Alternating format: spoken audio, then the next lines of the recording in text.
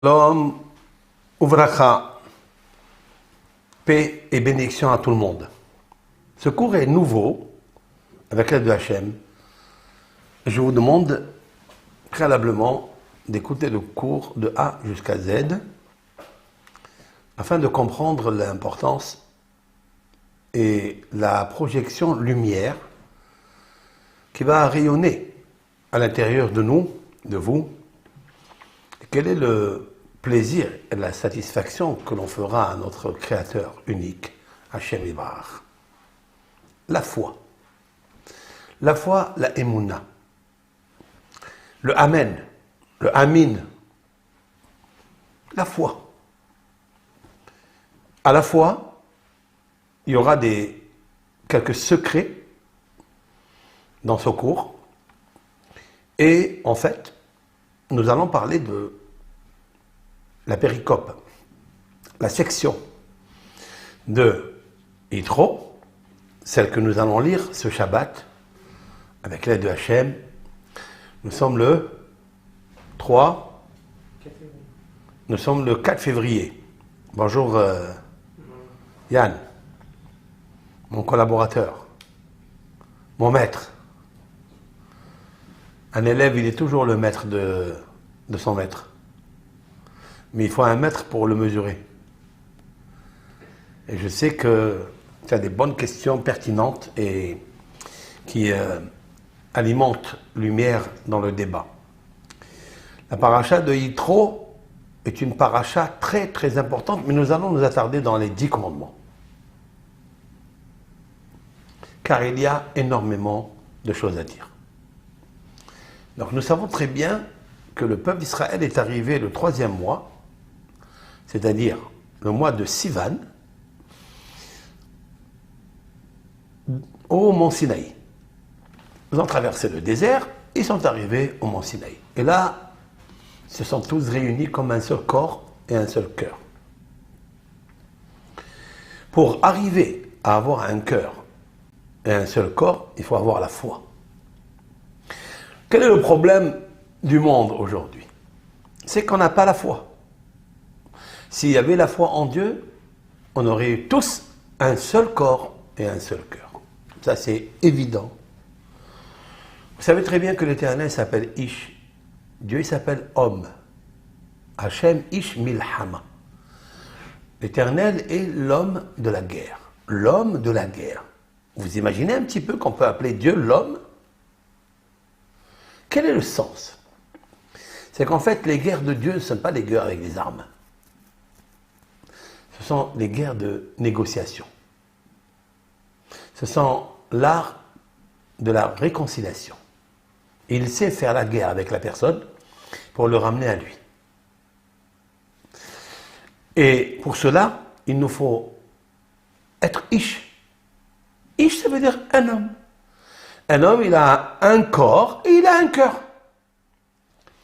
Cependant, Dieu, il a quelque chose de particulier. C'est sa couronne. La couronne de Dieu. Le seul roi qui pose une couronne sur sa tête, si l'on peut dire ainsi, c'est Dieu. Adon Olam, Asher Malach, Beterem Kol, Yetzirah. Adon Olam, c'est-à-dire le maître du monde avant que le monde soit.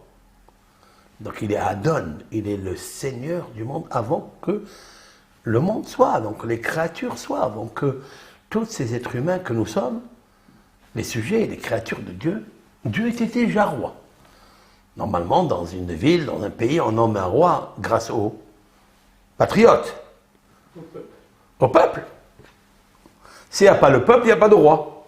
Vous avez vu quelqu'un dans le désert qui est seul et il devient roi? Non. Un roi, c'est la Torah, elle dit qu'un roi, c'est le peuple qui le nomme. D'ailleurs, ils avaient fait très mal dans le désert de demander un roi. Parce qu'on a déjà un roi, Elohim. Mais la Torah, elle permet un roi. Mais vous savez très bien qu'un roi, il porte une couronne.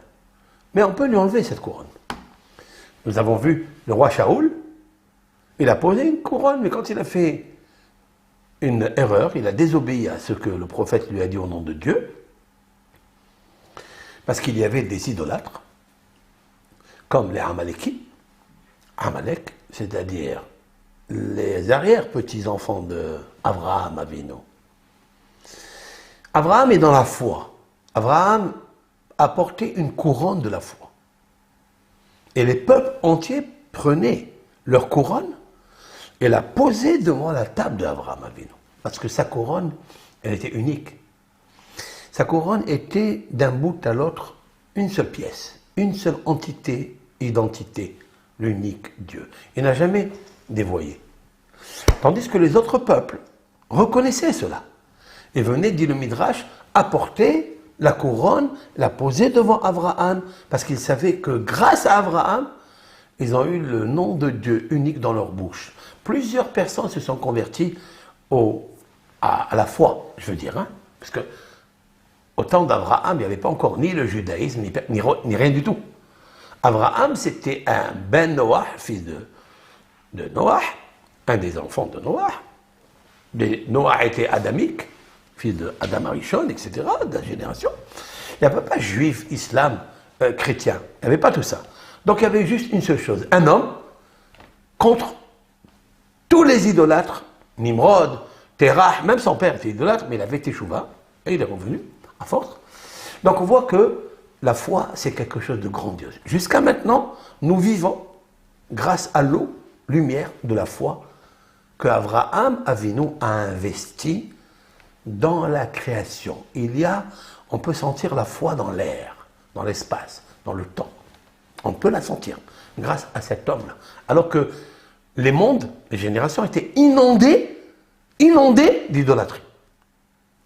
Et lorsque Amalek, donc son arrière-petit-fils, autrement dit, Abraham a donné Yitzhak, oui. Yitzhak a donné Esav. Il a donné aussi Yaakov, mais il a donné Esav. Esav a donné Eliphaz. Et Eliphaz a donné Amalek. Donc, combien de générations ici il y a? Abraham, Yitzhak, Esav, Eliphaz et Amalek. La 5e génération d'Abraham. Ça veut dire qu'on voit un grand homme dans la foi, celui qui a posé la couronne, le Keter, à Hachem. Vous savez ce que c'est le Keter à Hachem? C'est quoi une couronne? C'est la foi. C'est de croire en lui seul et ne pas mélanger avec d'autres forces extérieures qui gêneraient, qui feraient la rivalité avec Dieu. Donc la foi intacte, la foi saine, sans parasite. Il y a une possibilité qui gouverne toutes les possibilités. Il y a un pouvoir et pas deux pouvoirs. Seulement, la foi sert à combattre le pouvoir idolâtrie ténèbres. Nimrod, il s'est répété cette histoire avec les petits-enfants de la foi d'Abraham, qui? Hanania, Mishaël et Azaria. Ce sont trois, vous allez dire, des sages, et en même temps des prophètes de la foi. Donc moi je dis toujours que le prophète c'est bon, mais la sagesse elle est plus grande que la prophétie. Car la sagesse c'est d'avoir la foi en un seul Dieu. Alors tu es prophète. Maintenant, Nabuchodonosor, à l'époque de Babel, lorsqu'il était roi à Babel, a jeté littéralement 3 juifs dans la fournaise. Il les a jetés Bigouvad Arveyata. Il les a jetés aussi dans le, on appelle ça, dans la fosse au lion, à Daniel, à eux dans la fosse, dans la fournaise. C'est l'histoire qui se répète. Hein? Donc Nabuchodonosor, en fait, d'après la mystique juive, Rabbi Arizal, qui a vécu au XVIe siècle, Rabbi Yitzhak Luri Ashkenazi, un grand kabbaliste légendaire de Safed. Vous avez aussi un autre Rav qui s'appelle Rabbi Menachem Azaria de Fano, qui a vécu, on va dire, vers le XVIe siècle, qui était un grand kabbaliste. Il écrit dans Gilgul et Neshamot, dans son livre, qui est la source de la réincarnation des Neshamot, il dit que Nabuchodonosor est la réincarnation de Nimrod. C'est incroyable. Et les deux, Nimrod, c'était à Shinar. D'accord? La tour de Babel, c'est le grand monument qu'ils ont voulu construire. Qui était là, à la tête de ce groupe mondial, hein, complotiste? C'était qui? Complotiste contre Dieu. C'est qui? C'est Nimrod. Be'eres Shinar. La Torah va souligner la localité où ils étaient. Et c'est où Shinar? C'est à Babel. Et à son tour, Nabucodonosor, il est revenu dans une 3e ou 4e édition, il fait la même chose. Sauf que là, il construit. Il ne peut pas aller jusqu'au ciel parce qu'il sait qu'il a perdu, comme comment on appelle ça, sa mémoire. Sa mémoire qui est une mémoire âme. Mais il va construire une stèle, une idolâtrie qui lui ressemble, de 26 amotes, c'est-à-dire 26 coudées. Autrement dit, 13 mètres de hauteur. Alors, 26, le nom de Dieu, 13, c'est Ahava, amour pour lui. Le Dieu, c'est lui Dieu. Mais il n'arrive pas, puisque l'Éternel il va faire quelque chose d'extraordinaire, parce que Nabucodonosor, qu'est-ce qu'il met dans la bouche de la statue? Elle parlait. Qu'est-ce qu'elle disait? Cette statue, elle disait Anochi Hashem Elohecha, je suis Dieu. Nabucodonosor, c'est le Dieu du monde. Comme ça, elle disait, elle parlait. Alors, bien sûr, une statue ne parle pas. Alors, quel est le statut de cette statue? C'est que Daniel, il lui a dévoilé à Nabucodonosor, Nabucodonosor a demandé à Daniel, le prophète, il lui a dit, tu vas me dire une recette, comment cette statue, elle va dire, je suis l'Éternel, je suis le créateur du monde. Moi, Nabucodonosor. Il lui a donné la recette. Quoi? Il lui a dit de mettre le nom de Dieu, avec des combinaisons, dans la bouche de la statue. Et quand il lui a mis ça, elle a commencé à parler. Waouh! C'est beau ça. En fait, lorsque l'homme il parle, c'est pas lui qui parle. Lui, c'est qu'une statue. Il est qu'en chair et en os. Alors quel est l'os? C'est le nom de Dieu. C'est là qu'est l'os. Le nom de Dieu qui est en nous, c'est-à-dire l'âme qui est en nous, c'est elle qui parle. Si on retire l'âme, elle ne parle plus. Et pourtant, c'est une statue. C'est une stèle. Eh bien, Daniel lui a dit, si tu te donnes le Shema Meforash, c'est un nom sacré, combiné avec d'autres lettres de feu, de terre, etc.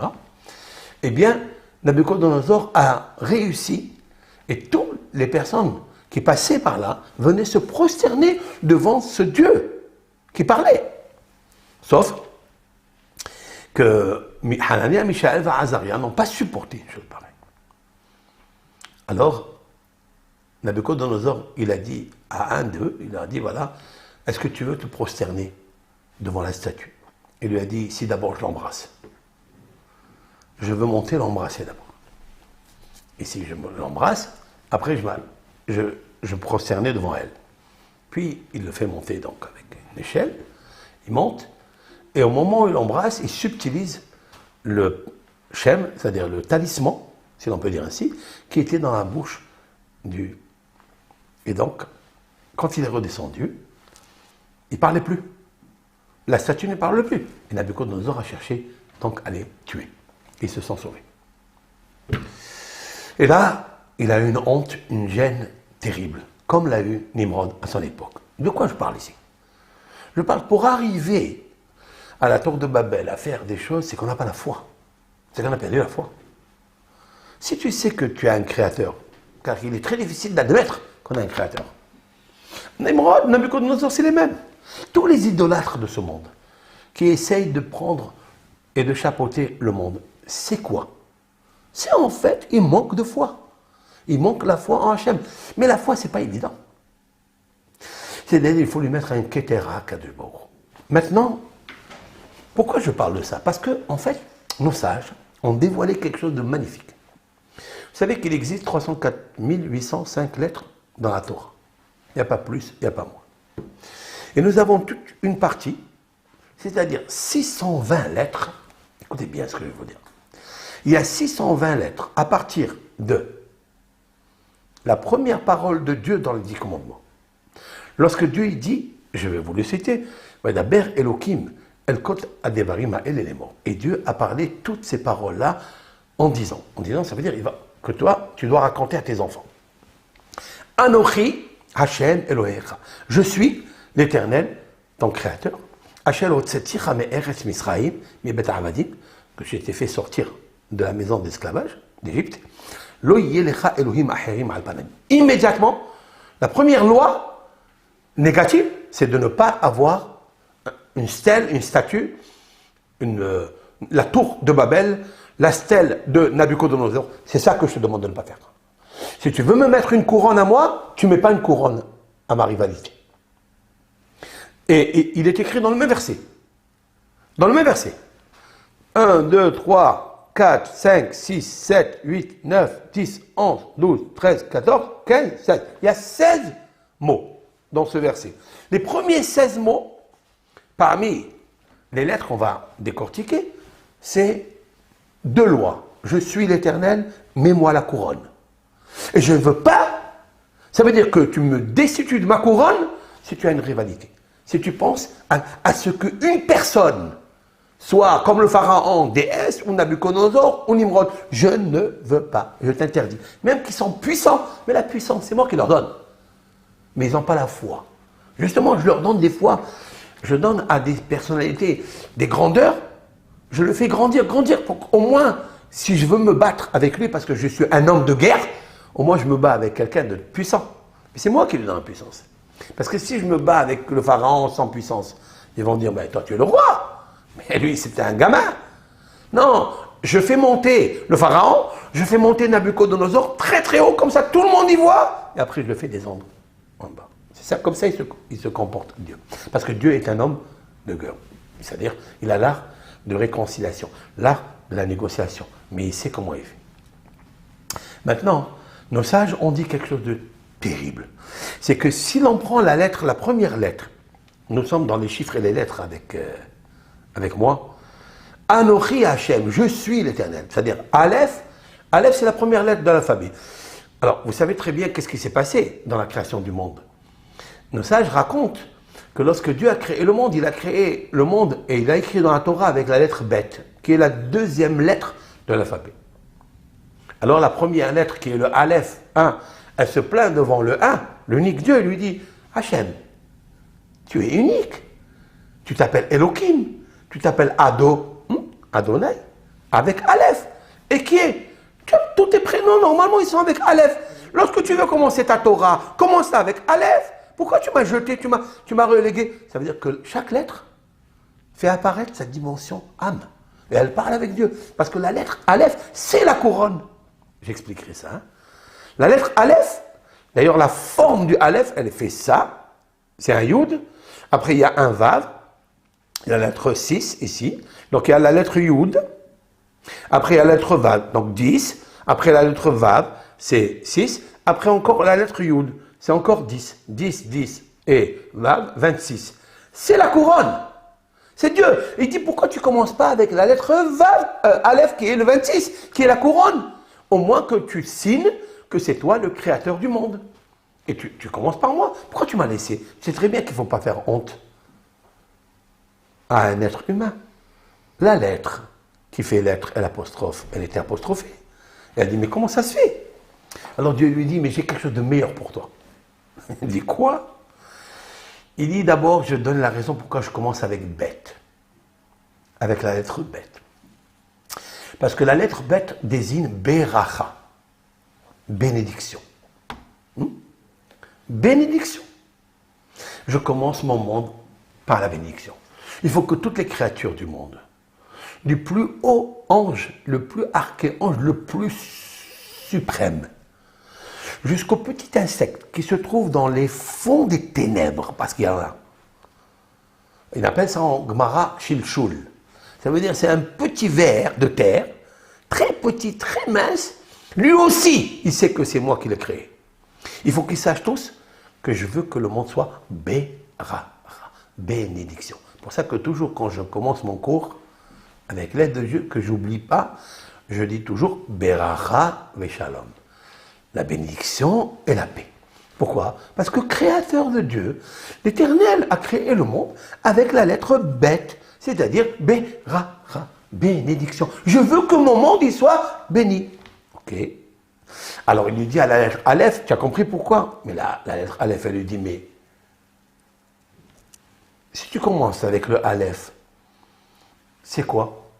Pourquoi tu commences pas avec le Aleph qui montre aussi la lettre 26, comme je l'ai maintenant désigné, c'est-à-dire dessiné Yud, la lettre Yud qui veut dire 10. Après, d'accord, vous connaissez tous la lettre Aleph, hein? On va le marquer quand même. On va un petit stylo là, voilà. On va le marquer comme ça.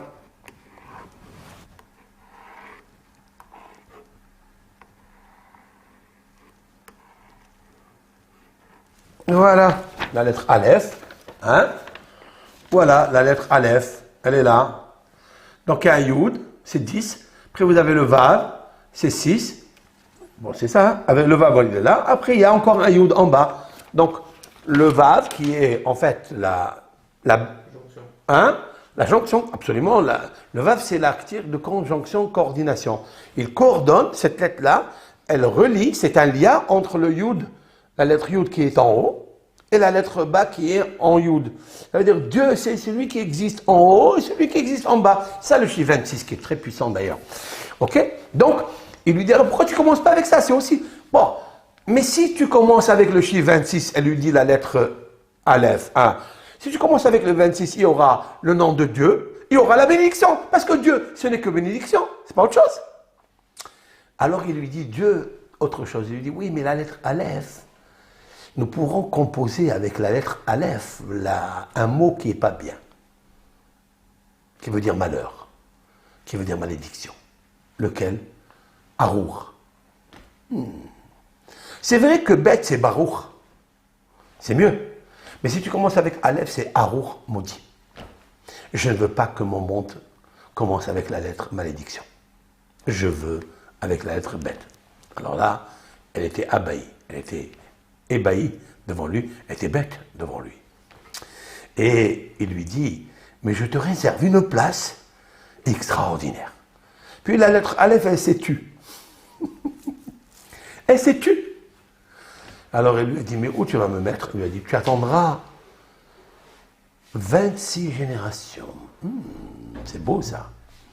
Tu attendras 26 générations depuis la création du monde. Et on a 26 générations. Quel est le compte? Nous savons qu'il y a 26 générations jusqu'au don de la Torah, c'est-à-dire Moïse, Moshe, 26. Parce que vous avez de Adam jusqu'à Noé, il y a 10 générations, ça fait 1000 années. De Noé jusqu'à Abraham, il y en a 1000 générations, 10 générations, ça fait 1000 années. Et d'Abraham jusqu'à Moshe, il y a 6 générations, donc 600 ans. Ça fait 2600 ans, 26 générations. C'est pas beau ça? Et Moshe Rabbeinu, quand il reçoit la Torah, hein, Dieu lui dit, voici comment je vais parler. Anori Hashem Elohim. Il commence par la lettre Aleph. Pourquoi? D'après ce que je vous ai dit, maintenant c'est magnifique, parce que Aleph, c'est 26. C'est Yud, Yud, Aleph, Vav. C'est Yud, Yud, Vav. Ça veut dire 26. Et ça veut dire quoi? Ça veut dire, voilà la couronne. Qu'est-ce que c'est que ça veut dire, voilà la couronne? Attention de me faire deux doctrines, deux pouvoirs.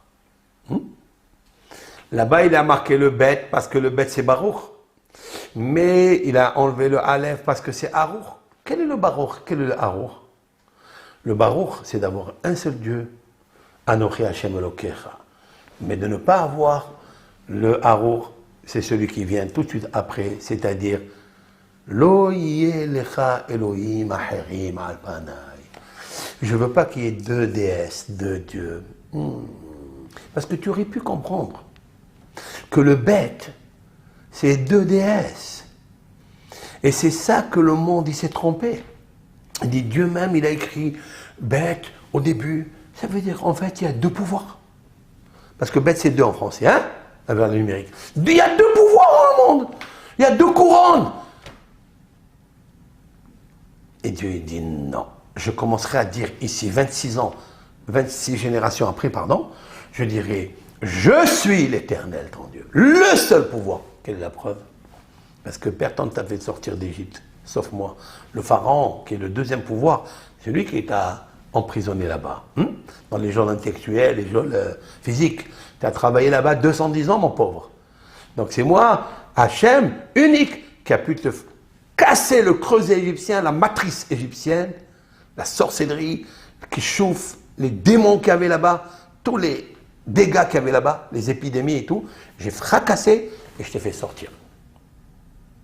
C'est moi, Anochi Hachem Elokecha, Asher Otzeticha Me'eretz Misraim Bet Avadim. C'est moi, c'est personne d'autre. Maintenant, je te demande dans le même verset, Lo Yelecha Elohim Acherim Al Panay. N'est pas un deuxième Dieu sur ma face. Voilà la couronne que l'on peut donner. Toutes les générations, jusqu'à Moshe, ils se sont gourés. La dernière génération de Moshe, c'est le pharaon qui s'est pris lui-même comme un dieu. Vous le savez très bien. Lui, il dit, c'est moi qui me suis fait, je me suis créé, c'est moi qui ai créé le Nil. Tu voulais dire quelque chose? Oui, je pense que vous allez nous dire, parce que vous avez parlé des 620 lettres de... On va arriver à ça. Maintenant, bien sûr, maintenant, et c'est ça que je suis en train de dire, maintenant, les kabbalistes, notamment les rishonim, les rabbins qui étaient antécédents du XIIe siècle, etc., ils ont fait remarquer quelque chose de sublimissime. Et c'est ça qui m'interpelle, ça qui me fascine, chers amis, c'est que, en fait, la Torah est divine. C'est une grande prophétie. Si l'Éternel, lorsqu'il s'est manifesté au peuple d'Israël, à 600 000 personnes, hommes, il leur a donné la Torah, il leur a dit, je suis l'Éternel, ça veut dire, c'est moi le roi. La couronne, mettez-moi une couronne, c'est moi la couronne, c'est moi le roi. Ne choisis pas un autre roi. Alors, il y a plusieurs rois, il y a le roi de la femme, il y a le roi de l'argent, il y a le roi du pouvoir, il y a tout ce qu'on connaît aujourd'hui. Okay? Les kabbalistes ont compté, depuis la lettre Aleph, premier mot que Dieu a sorti de sa bouche, Anochi, je suis, le premier Aleph, jusqu'à la fin des 10 commandements, qui termine avec un verset. Quel est le verset? Lo tahmod eshet re'echa. Ne convoitise pas la femme de ton prochain. Son champ, son bœuf, son argent, et tout ce qui appartient à ton camarade. Re'echa, d'accord? Il y a le chaf. Chaf, la lettre chaf, ça veut dire 20. Et nos sages disent, si on compte, ils ont remarqué que le compte de Aleph, Anochi, jusqu'à chaf, de Re'echa, il y a 620 lettres. Qu'est-ce que ça veut dire? Quel est le sens? Quel est le secret? Bien, le mystère, c'est que 620, c'est la valeur numérique Keter. Keter, ça veut dire couronne. Qu'est-ce que ça veut dire? Ça, c'est le don de la Torah. Ce sont des lois qui ont été dites. Il ne faut pas jurer en vain, il faut respecter le Shabbat, il faut honorer ton père et ta mère, ne tue pas, ne vole pas, ne convoite pas, n'aie pas envie de la chose qui ne t'appartient pas. Qu'est-ce que ça a à voir avec la couronne? Eh bien, vous savez très bien que la Torah, il y a 613 mitzvot. Il y a 613 commandements. Il y a 248 lois positives et 365 lois négatives. C'est fait avec le compte exact, comme l'être humain. L'être humain, c'est ça qui est beau ici. C'est que l'être humain, tout homme, il a 248 os, qui correspondent à 248 lois positives. Il a 365 nerfs, veines, vaisseaux, capillaires. Mais après, il y a beaucoup encore de capillaires, de vaisseaux, mais je ne compte pas ça, je compte juste les autoroutes. Hein, les grandes veines, il y a 365. Et c'est aussi relié avec Yemot HaHama, 365 jours de soleil, lunaire, pardon. 365 jours, Yemot HaHama. C'est ça, 365 Yemot HaHama comme solaire. Ok. Maintenant, pour arriver à 620, il nous faut encore ajouter 7. C'est quoi les 7 qu'ils ont ajoutés pour obtenir la couronne, 620 Keter, la couronne? Ils ont ajouté les 7 lois que nos sages ont ajoutées sur les 613. Nos sages, les rabbins du Talmud, bien avant eux, hein, les rabbin un cheikh Knesset Agdola, la grande assemblée. Il y avait 120 rabbins, il y avait 100 sages d'Israël, très très très sages, et il y avait parmi eux 20 rabbins. D'accord? Et là, ils ont ajouté 7 lois pour faire une barrière, pour ne pas transgresser certaines lois de la Torah, parmi les 613, que eux, seulement eux, les sages, savaient que l'homme pourrait arriver à oublier certaines choses et donc violer certaines lois. Ils ont posté ici une barrière, ici une barrière, ici une barrière, et on verra, un jour on fera un cours sur ça, quelles sont les 7 lois, barrières, que nos sages ont dit, parce que la Torah, elle a dit, faites une barrière à ma barrière. Toutes les lois de la Torah sont une barrière, comprenez ça, très important. Toutes les lois de la Torah viennent dire à l'homme, arrête, ne fais pas ça parce que tu vas arriver à ça. D'accord? Si quelqu'un, et c'est ça la loi qui est la dernière, dans les 10 commandements. Le commandement 10, il dit, le tahmod, c'est-à-dire quoi? C'est-à-dire, n'aie pas envie.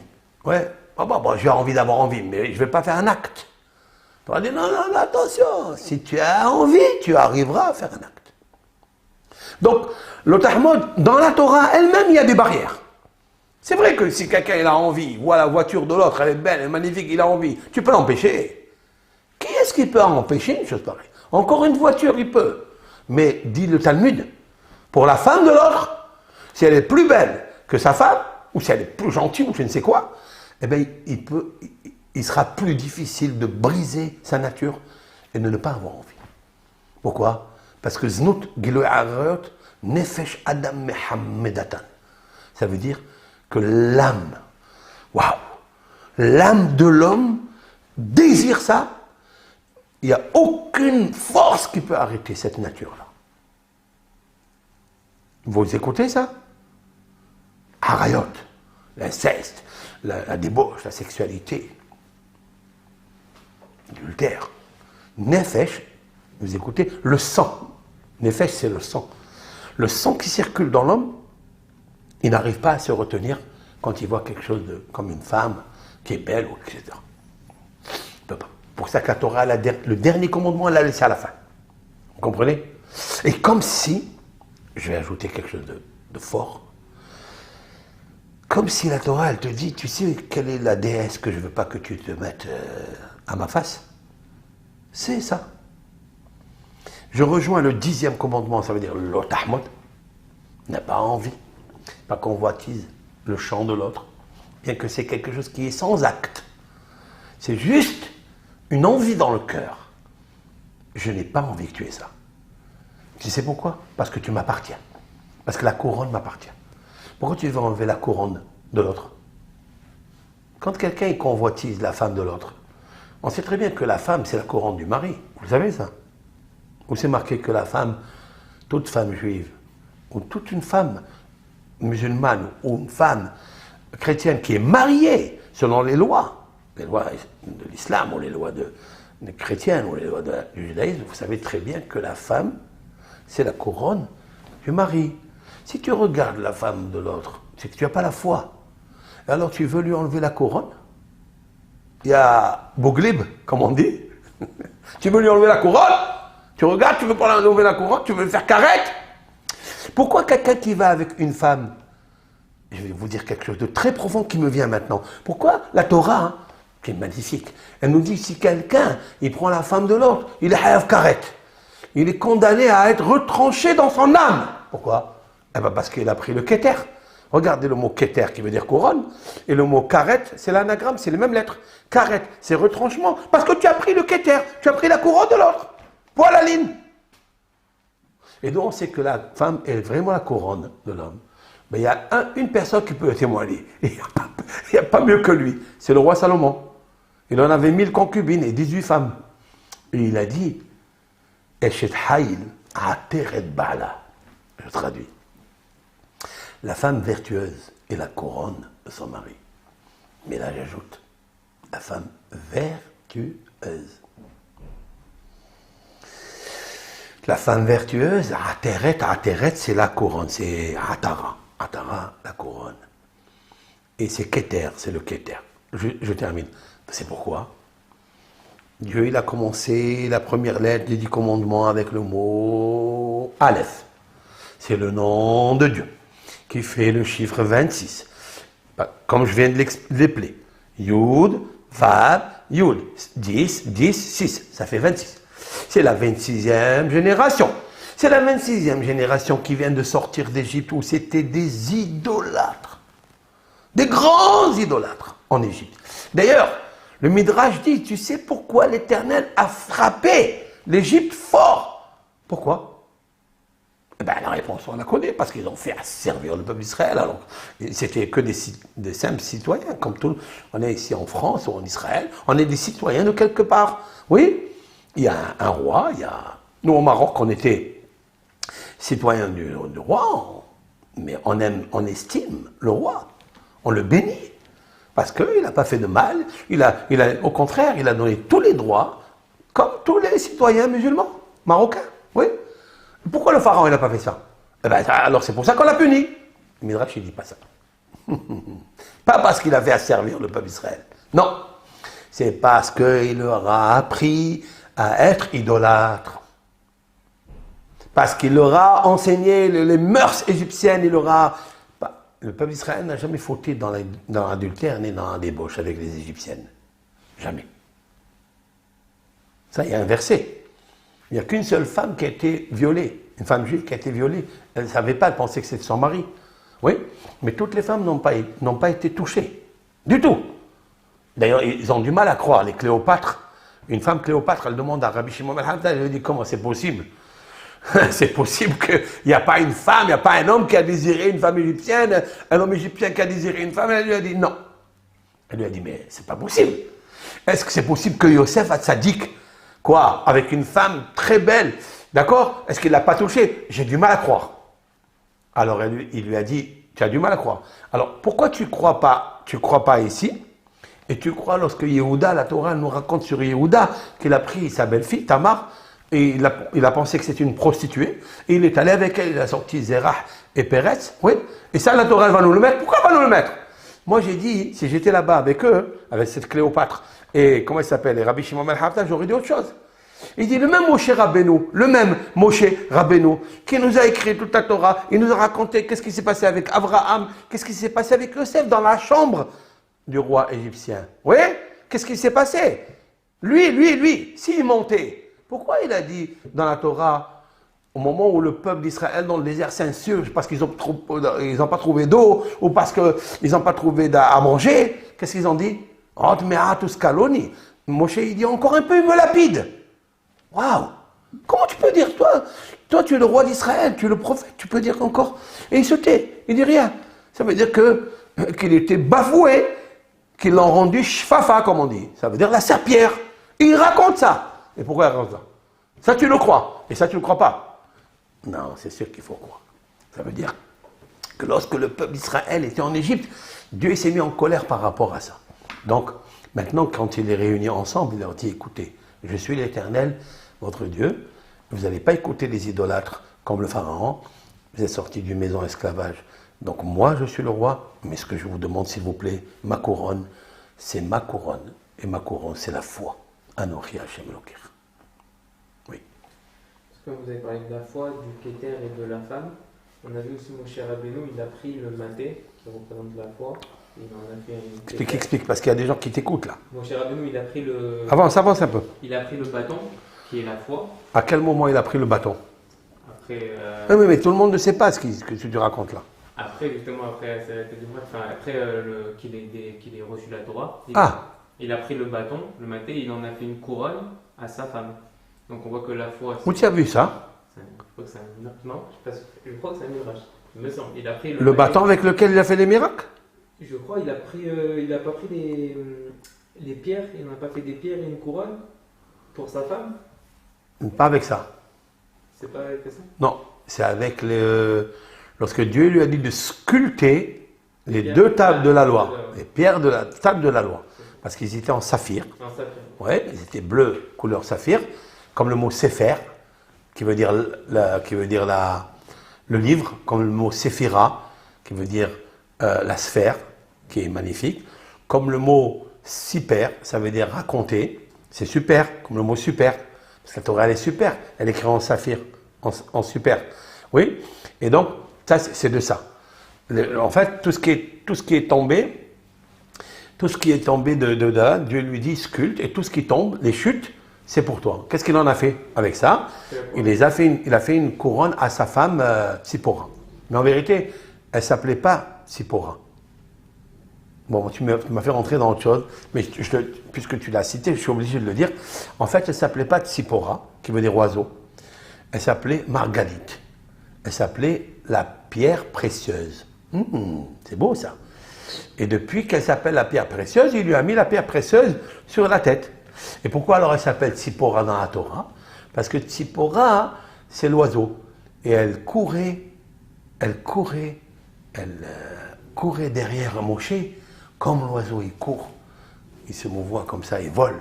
Elle volait comme ça derrière lui, tellement elle l'aimait. C'est pour ça, c'est une femme, enfin, on ne s'est pas éloigné du sujet, c'est pour ça que le roi Salomon, je veux dire, que la femme vertueuse est une couronne à son mari. Et si c'est une couronne à son mari, alors elle mérite la couronne. D'ailleurs, Maïmonide a dit, dans les lois relatives au couple, Maïmonide a dit que la femme, elle doit prendre son mari, elle doit lui donner l'importance comme un roi.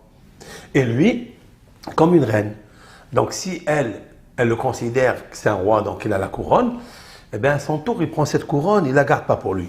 Il lui met à sa femme. Seulement, il faut qu'elle soit vertueuse. Donc, je reviens. Si la Torah, au début, elle me marque, je suis l'Éternel, ton Dieu qui t'a fait sortir d'Égypte, Milbet Avadim, donc, mais je ne veux pas que tu aies un autre roi, un autre Dieu à ma place, devant moi. Et puis la Torah, le 10e commandement, parce qu'on a 10, hein, le 10e commandement, de quoi il parle? Ne convoite pas la femme de ton prochain. Et elle nous dit tout ce qui appartient à ton camarade. Et il y a 620 lettres. Et 620, entre ça et ça, c'est Keter, c'est la couronne. Ça veut dire que tu veux donner une couronne à Dieu. Fais attention à cette loi, la dernière. Keter. Maintenant, je vais dire quelque chose. Juste une beauté, je vais te dire. Là, dans le texte, si vous prenez le texte Shemot, Perekraf, c'est-à-dire, nous sommes dans le chapitre 20, verset 1. Ils ont commencé à arbitre maintenant. Vaidaber Elohim et kol hadevarim ha'el et morts. Et l'Éternel parla toutes ces paroles-là en disant. Verset 2, je suis dans le chapitre 20, verset 1, 2. Et l'Éternel a parlé toutes ces paroles-là en disant.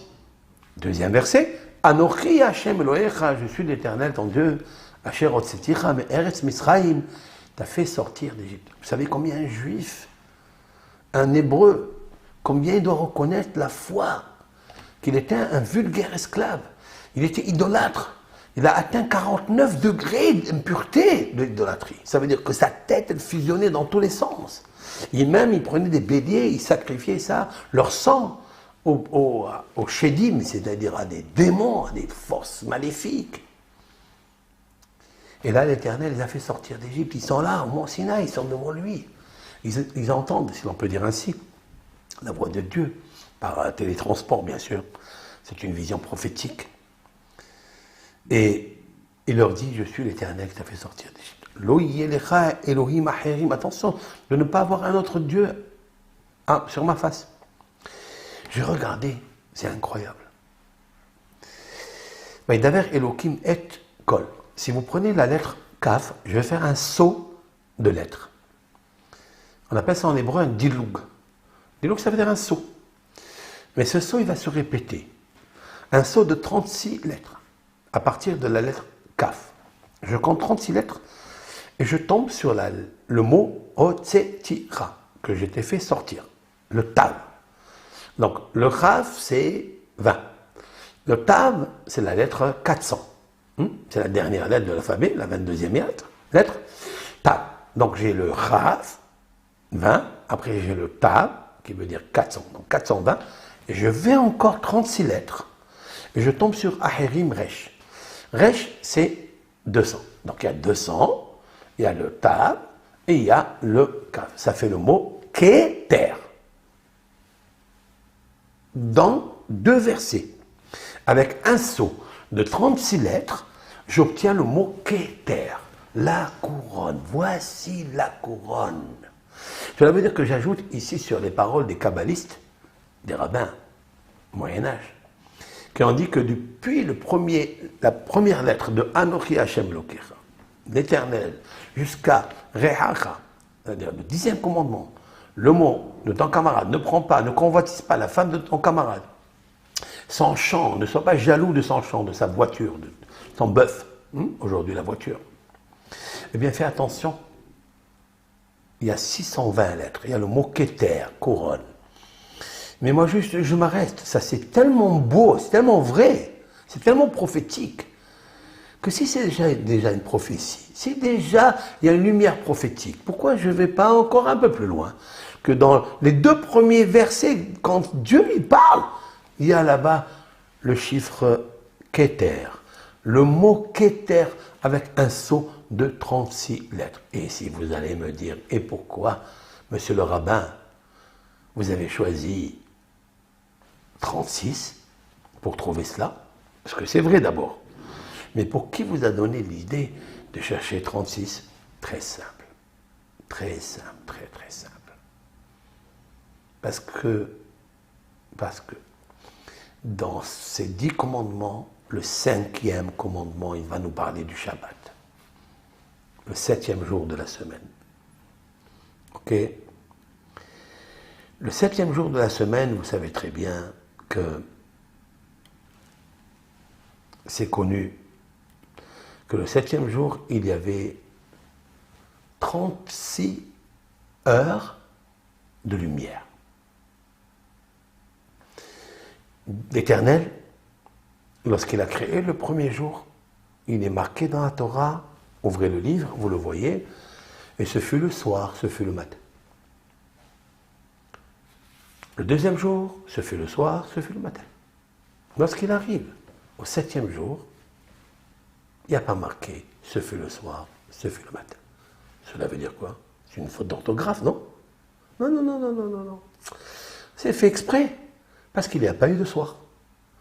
Autrement dit qu'à partir du 6e jour à midi, donc il y a 12 heures, plus les 24 heures du samedi, ça fait 36 heures. 36 heures de lumière. 36 bougies. 36 joyaux. Autrement dit que la couronne du Shabbat, parce que c'est une reine, le Shabbat, c'est un roi. C'est chez qui on est invité le jour du Shabbat, le jour du Seigneur, le jour du Shabbat. Il a 36 lumières. C'est une couronne qui est sertie de 36 diamants, de 36 saphirs, de 36 émeraudes. Chacun, comment il va la construire. Parce que son Shabbat, il n'est pas le même chez tout le monde. Le Shabbat de l'un n'est pas comme l'autre. Parce qu'il faut se préparer le jour 6. Il faut se préparer le 6e jour, ce que vous allez manger, ce que vous allez apporter. Ça veut dire quoi? À part la nourriture que tu dois manger, que tu n'as pas le droit de Shabbat, de travailler, tu dois préparer ça le 6e jour. Mais il faut que tu penses quelle est la couronne que tu vas amener à cette reine et à ce roi. Il faut la sertir de 36 bougies, de 36 lumières. C'est pour ça que le début du Shabbat, on allume la bougie. À part la raison que nous venons réparer ce que Ève a éteint, la bougie, la lumière nucléaire de Adam Arishon, le premier homme, mais plus que ça. Bien avant qu'il soit créé Adam, nous avions déjà la bougie qui commença à midi et qui a terminé à samedi soir. 36 joyaux, 36 bougies. Le secret des 36 bougies que nous avons trouvées dans la petite fiole de Hanouka, d'où ils viennent? Pourquoi elle devait allumer un jour, elle a mis en plus encore 7 jours? C'est quoi ça? 7 jours, ce sont 36 bougies. 36 bougies qu'on a trouvées, qu'on a allumées, qu'on a allumées à Hanouka, que tout le monde peut voir dans la fête des Lumières. Mais elle vient de là. En fait, elle commence le Shabbat. Quand tu rentres dans le Shabbat, c'est la plus grande couronne que tu peux avoir. Les Chadodi, les Krat Kala, c'est que Dodi, c'est mon bien-aimé, c'est l'Éternel. Eh bien, il va vers la Kala, vers le Shabbat. Et là, il l'épouse, il se marie avec elle. C'est-à-dire, si l'on peut dire ainsi, ils s'unissent ensemble. Et ils font descendre des enfants magnifiques. L'intelligence, la sagesse, la paix, la bénédiction, la beracha. Et là, dans le 5e commandement, il est dit, Veyom, et je vais vous le lire ensemble, Veyom Hashivei Shabbat Lashem Elohecha. Le 7e jour sera le repos pour l'Éternel, ton Dieu. Le Ta'aseh Kol Melacha. Ne fais pas de travail, s'il te plaît. Ata, toi, Ubincha. Donc il commence par le père. Ata, Ubincha, et ton fils, Ubitecha, ta fille, Avdecha, ton esclave, Amatecha, ta servante, Behemtecha, ton animal ne doit pas travailler le Shabbat. C'est beau quand même, non? On aurait pu dire, moi je me repose devant la cheminée, je me réchauffe, je bois un whisky, je bois du vin, et l'animal, c'est un animal, il n'a qu'à travailler. Oh, même l'animal, il connaît Dieu. Yada Ashor konehu v'hamor ebus ve'alav, dit le prophète Ésaïe. Et le cheval et le taureau connaît son maître. Il sait que il sait qu'il lui a donné à manger. Il le voit. Et l'âne, lui, il n'a pas la force encore de connaître ses maîtres. Il pense que la crèche où on lui met la nourriture, il pense que c'est ça son Dieu, c'est ça son maître. Bon, ce sont deux niveaux. Il dit l'animal, il reconnaît son créateur.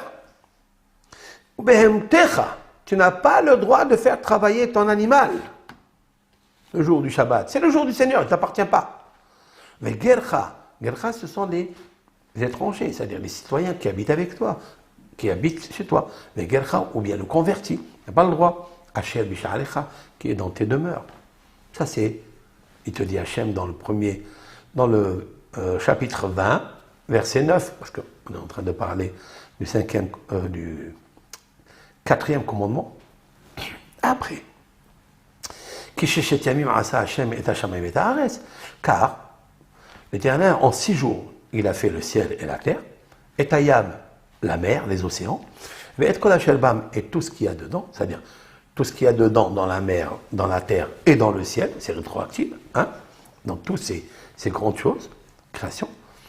Il se reposa le 7e jour. Alken, c'est pourquoi Berach Adonai et Yom HaShabbat Vaikadeshu. C'est pourquoi l'Éternel a béni le 7e jour, qui est le jour du repos, et il l'a sanctifié. Voilà d'où sort la sanctification du jour du Shabbat. Tellement il est sanctifié, tellement il est béni, parce que c'est une loi positive de l'observer, et c'est une loi négative de ne pas travailler. C'est pour ça qu'il dit, ne travaille pas, ni toi, père, ni le fils, ni la fille, ni ton esclave, ni ta servante, ni la bête, ni ton converti, ni etc. Voilà ce qu'il dit. Maintenant, après, il dit qu'Abed, verset 11, on est en train de, c'est-à-dire 9, 10, 11. Et là, le 5e commandant arrive. Il le mélange avec le Shabbat. C'est très intéressant. Kabed et avich avec imer. Honore ton père et ta mère. Les mahan ya'arichun yamer. Afin que se prolongent tes jours. Ala Adama, sur la terre. Asher Adonai Elohecha notelach. Que l'Éternel, ton Créateur, notelach, te donne. Alors, de quelle terre s'agit-il? Est-ce qu'on parle ici de la terre terrestre, là où on vit, là où les hommes habitent, ou là où l'âme habite? C'est vrai que l'âme, elle prolonge la vie parce que c'est un monde éternel, mais la vie dans cette terre, elle n'est que passagère, 70 ans, comme dit le grand psalmiste. Les jours de notre vie dans cette terre, 70 ans. Le roi David a vécu 70, pas plus. Donc il te dit, tu peux aller jusqu'à 120. Mais le quota normal, c'est ça. Après, il y a des bonus, ça dépend de ce que tu fais dans la vie. Si tu fais des bonnes actions, si tu aimes les autres, tu aimes la paix, Ben, Dieu te donne la paix dans ton corps. Tu n'as pas besoin de te stresser, te rendre malheureux, d'avoir des stress et attraper un infarctus, ou attraper je ne sais quoi, des maladies, des stress qui abîment le corps, qui abîment les nerfs, qui abîment tout. Calme-toi, calme-toi. Tu peux vivre longtemps. D'accord. Mais c'est 70 ans, c'est pas plus. Hein? Ok. Alors, le Talmud, dans le traité Kiddushin, nous dit, en fait, on ne parle pas d'une prolongation de la vie quand tu honores ton père et ta mère. C'est pas dans ce monde. Voilà, c'est pas dans ce monde. Parce que ce monde, il est très bizarre, très complexe, et il faut bien discerner entre ce qui est dit dans la lumière et ce qui est dit dans les ténèbres aussi. Le mensonge et la vérité. Et on ne sait pas où est la vérité et où le mensonge, parce qu'il y a deux pouvoirs. Et alors, Dieu, il te dit, n'aie pas deux pouvoirs pour comprendre qui est ton père, pour comprendre qui est cette terre, pourquoi tu es venu. Et je te recommande quelque chose qui est illogique. Même ta bête, elle ne doit pas travailler le jour du Shabbat. Parce que l'Éternel a béni ce jour. Il l'a sanctifié. Et tu dois sanctifier tout ton entourage. Ok. Alors il te dit, honore ton père et ta mère. Afin que je te prolonge la vie sur la terre qui existe là-bas, que Dieu te donnera, si tu mérites. Parce que si tu honores ton père et ta mère, c'est sûr que je te donnerai. Je te donne, t'inquiète pas, honore ton père et ta mère. Et là, c'est beau, c'est magnifique. Donc, l'Éternel, lui, la foi en l'Éternel, c'est une couronne, comme je viens de vous l'expliquer. Maintenant, honorer le Shabbat, c'est encore une couronne. C'est de lui donner une couronne avec 36 lumières. Parce qu'il est marqué Veyom HaShevi'i Shabbat L'Hashem. Le 7e jour, c'est le repos pour Dieu. Et là, tu lui donnes 36 bougies, 36 lumières, 36 joyaux. Et ces joyaux, elles commencent par la lumière de la femme quand elle allume la bougie. Quand cette lumière, elle commence, la première, quand elle allume la bougie, et elle doit dire, écoutez bien ce que je vous dis, vous les femmes, écoutez, que lorsque vous allumez la bougie, vous dites, je veux créer la couronne pour Dieu. La couronne de 36 carats, la couronne de 36 joyaux. Joyeux. Cette bougie qui va bouger, elle va donner le Keter, elle va donner une couronne à Dieu, magnifique. Et donc, parce que à la création du monde, le 7e jour, il n'est pas dit, ce fut la nuit, ce fut le jour, il n'y a pas de nuit, on ne s'ennuie pas le jour du Shabbat. Et donc, il y a 36 heures, 36 bougies pour le jour du Shabbat. C'est la couronne que tu dois donner au Shabbat. Peut-être tu mériteras, si tu fais ça, tu mériteras, Bezat Hashem, peut-être un enfant qui connaîtra les 36 traités talmudiques. C'est beau, non? Vous savez, c'est une femme juive, une maman, elle mérite d'avoir un enfant. Docteur, c'est grand. Docteur en Mishnah et en Gemara, c'est encore mieux. Parce que le doctorat, il y a tout dans la Gemara. La science, l'algèbre, l'astrologie, l'astronomie, mathématiques, il y a la thérapie. Il y a tout, la psychologie, il y a tout. La médecine, la musique, il y a tout dedans. Regardez le roi David, c'est un grand homme. Il a fait la musique, chanté, c'est un grand chacham. Dans tout. Avoir un enfant qui, grâce, d'ailleurs, j'ajoute à ça, parce que si on allume la bougie, avec quoi? Avec de la cire ou avec de l'huile d'olive pure? Celle qui est extra vierge, celle qui est magnifique. On choisit la deuxième. C'est marqué dans le Talmud que celui qui allume, c'est-à-dire celui qui est habitué, c'est très important d'employer les mots du Talmud, Haragil Bener, celui qui est habitué, la femme qui s'habitue, à partir de maintenant, si elle ne l'a pas fait avant, elle s'habitue à allumer les nérodes de Shabbat par l'huile d'olive, mais elle met une couronne à Dieu. Ben, elle aura un enfant, elle dit, il aura des enfants qui sont sages, très sages, et qui connaîtront Dieu, qui auront la foi très forte, et qui connaîtront le chasse, le Talmud, parce que le Talmud a 36 lumières, 36 traités talmudiques, pas plus, pas moins. Elle méritera ça. Waouh! C'est pas beau ça? Pourquoi? Parce que tu as commencé à allumer la bougie avec de l'huile d'olive. L'huile d'olive, ça, c'est la pureté, c'est la lumière, c'est la bonté, c'est la médecine, c'est la thérapie. Elle confère tout. Écoutez bien ce que je vais vous dire maintenant. il est marqué à propos de l'huile d'olive. Dieu, il dit à Moshe, prends, dis au Ben Israël de prendre pour toi, Shemen Zaït Zar Katit Lamaor. Shemen, l'huile d'olive, Zar pure, Katit, concassé, Lamaor pour allumer. Donc la femme, elle va se servir de cette huile d'olive concassée pour éclairer. Elle peut éclairer la maison, mais elle peut aussi avoir un enfant qui va éclairer le monde. C'est pas beau ça? C'est beau. Il va parler aux gens, il va leur dire des choses merveilleuses. Il va faire résider la paix de Dieu en eux, la foi, l'amour, la réconciliation. Regardez avec moi. Shemen, l'huile. Zaït. Oui, de l'huile d'olive, pas de l'huile de paraffine, pas de l'huile de noix, pas de l'huile d'aragon. Shemen Zaït, de l'huile d'olive. Katit, bien concassé. Pardon, Zar, Zar c'est pur. Katit, concassé. Lamaor pour éclairer. Regardez la fin des trois mots. Zach, la fin. Vous avez le Chaf. Katit, concassé, vous avez le Tav. Lamaor, vous avez le Resh. Keter, Keter.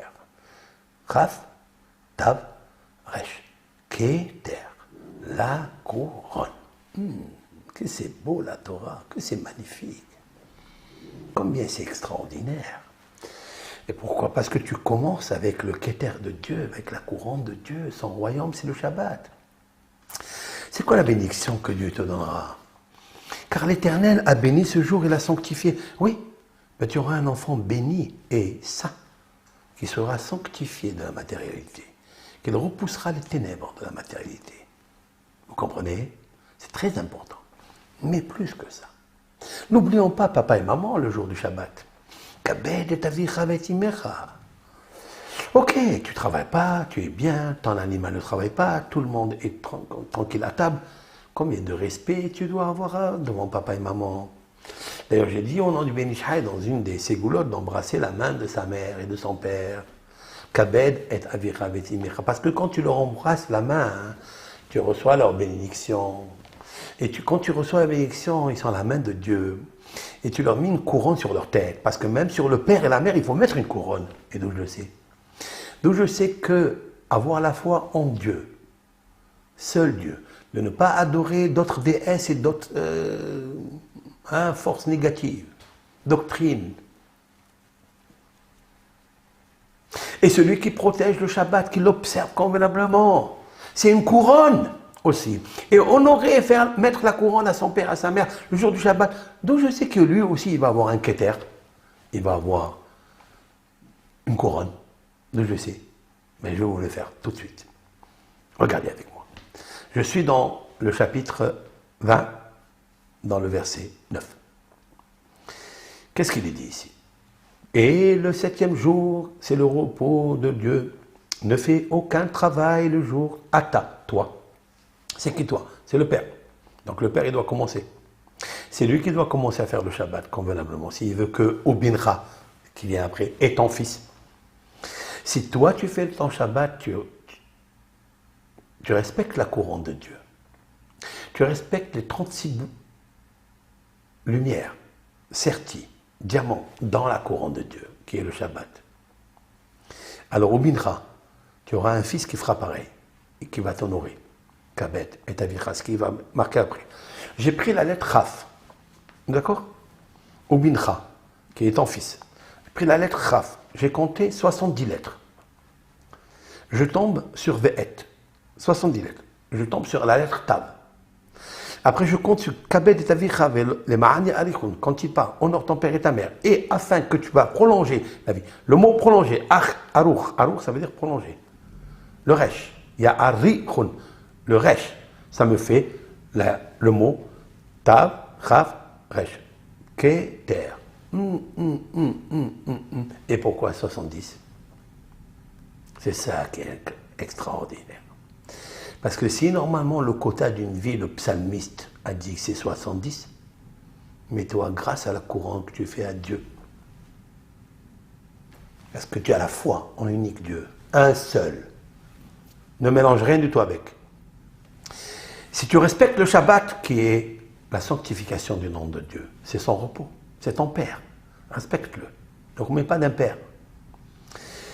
Et ton père physique et ta mère physique, tu les respectes, alors tu auras la couronne de Dieu. Et alors, tu ne vivras pas seulement 70 ans. On prolongera la vie. Les ma'ania aricho yamecha. On t'ajoutera encore et encore de la vie sur les 70 ans. Autrement dit, que celui qui préserve la couronne de Dieu de la foi, autant que créateur unique de ce monde, celui qui respecte le Shabbat pour les juifs, qui respecte le Shabbat, il lui donne une couronne. Donc, je respecte un créateur invisible. Je respecte un jour visible, qui est le jour dans l'espace et dans le temps, et je respecte les parents physiques, matériels, que je peux toucher. Que les deux, dans le temps, ils se sont mariés, et lorsqu'ils se marient, l'homme sans la femme et la femme sans l'homme ne peut rien, mais les deux sans Dieu, ils ne peuvent rien, et donc de par Dieu. Puisque Dieu, il est de la part de l'un et de l'autre, alors il a la foi. Vous comprenez ce que je veux dire là? Et donc, donc ton père et ta mère, ils vont s'unir, ils vont te donner toi, et tu vas avoir la vie longue. Maintenant, il est vrai que tout ça, c'est vrai. Et c'est possible, c'est une grande ségoula de la Torah, c'est une grande émouna. Mais voilà, il y a des gens qui respectent leur père, qui respectent leur mère, qui respectent le Shabbat, et qui respectent Dieu, et ils sont morts avec une vie courte. Lama. Pourquoi? Mais Penema. Pourquoi? Alash. La réponse est la suivante. La foi. Lorsque je dis la foi, ça veut dire quoi? Ça veut dire, en effet, Hachem, il t'a fait vivre ce que tu dois vivre dans 80 années. Il te fait vivre dans un laps de temps, de 20 ans des fois, de 45 ans, fois 60 ans, tu n'atteins pas les 70, des fois. Parce qu'il a concentré la vie qui était magnifique, qui était belle, qu'il te fallait. Et c'est ça. N'enlève pas cette couronne à Dieu, s'il te plaît. Dieu te dit, ne m'enlève pas cette couronne. Si tu m'enlèves cette couronne, ça veut dire que tu as mis d'autres déesses sur ma face. Et c'est ça qui t'intrigue. Et c'est ça qui te fait un petit peu révolter. Donc, où est ma couronne alors? Si je suis Dieu, où est ma couronne? Si je suis votre Père, où est mon honneur? Dit Dieu. Alors, l'Éternel, il concentre. Ça, on peut le voir chez les tzadikim, les grands maîtres qui ont enlevé la foi en Dieu, en l'unique Dieu, Arizal, Rav Nachman de Breslev. Ils sont morts à 36 ans, 38 ans, 42 ans. Rabbi Moshe Haim Lotsato, à 40 ans, il est décédé. C'est des grands, des géants, que tout ce que je viens de dire maintenant, ils le savaient. Pas qu'ils le savaient, moi je le parle, eux ils le faisaient. Moi je fais que parler, blablabla. Bla, bla, bla. Mais eux ils le faisaient. Et quand même ils ont vécu très court. Allez, la réponse, et je vous l'ai donnée tout à l'heure. Honore ton père et ta mère afin que la longévité, je vous la donne sur la terre que Dieu te donnera. Quelle terre? Lopo, local. Pas ici. Cette terre-là, elle n'est pas lokedai, comme on dit en hébreu. Elle n'est pas valable. Elle n'est pas assez importante pour avoir une longue vie ici. Ben, tu vas avoir une longue vie ici, tu fais quoi? Après, tu vas aller à la retraite, tu vas aller à la maison de retraite, tu sais comment ça se passe. Et on a honte, on se gêne. Pas besoin de décrire. Comme il a dit David Amelech, il a dit Al tashlicheni la'azikna, bichlot kohi, al ta'azveni. Psaume 71, verset 8. Vérifiez, hein. David Amelech, il a dit, s'il te plaît, ne m'abandonne pas quand je vais vieillir, ne me jette pas. Parce que quand malheureusement on vieillit, qu'est-ce qui fait attention à nous? Personne. Chacun il vague à ses problèmes, à ses contraintes, à ses loisirs, comme on dit. Ah, c'est pour ça que la Torah elle te dit, honore ton père et ta mère, même quand ils sont vieux. Pas quand ils sont jeunes. Non, quand ils sont vieux, honore-les. Ben, c'est pas évident. Et donc, c'est sûr et certain que lorsque Dieu il dit, je te donnerai tout cela et je te prolongerai la vie, la prolongation de la vie, c'est pas ici. C'est dans le monde de la Neshama, là où tu peux rencontrer Dieu, face à face. La lumière, la Shekhinah, la majesté, lumière à lui. Mais ça, il faut te préparer, mon cher. Donc, je retrouve ici le mot Keter. Et en plus, en fait, les 70, dans le dilouk, dans le saut que je viens de dire, à part les 70 ans que tu pourrais avoir un bonus, hein, c'est-à-dire 70 hors taxe, tu peux avoir encore et encore, qu'elle soit belle aussi, parce que c'est pas évident. Les 70, tu peux les vivre pas bien, mais les 70 dans le bonheur, dans le kavod, dans l'honneur, dans la émouna, dans le Shabbat, dans la sérénité, la plénitude. Oh la maba, dans ce monde. Shabbat est 1/60e du monde, du paradis, de l'âme. 1/60e, c'est pas beau, c'est magnifique. Mais il faut bien le vivre. La couronne, 36 bougies, 36 lumières. Après, dans le chiffre 70, il y a plus encore. Le chiffre 70, ce sont 70 rayonnements que l'âme a. Toute âme, elle peut percevoir 70 rayons de lumière différentes. Couleur saphir, couleur émeraude, couleur topaze, couleur... toutes les couleurs brillantes, onyx et tout le reste. D'accord? Il peut voir toutes les couleurs.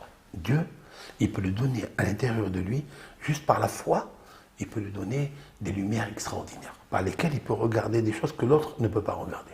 Parce que l'autre, il est trop matériel. Et lui, il est tellement appliqué la foi de Dieu unique, le Shabbat unique dans la semaine, c'est pas comme les autres. Il peut travailler 6 jours, vas-y, travaille, ramasse ce que tu veux. Mais Shabbat, stop, c'est le jour de Dieu.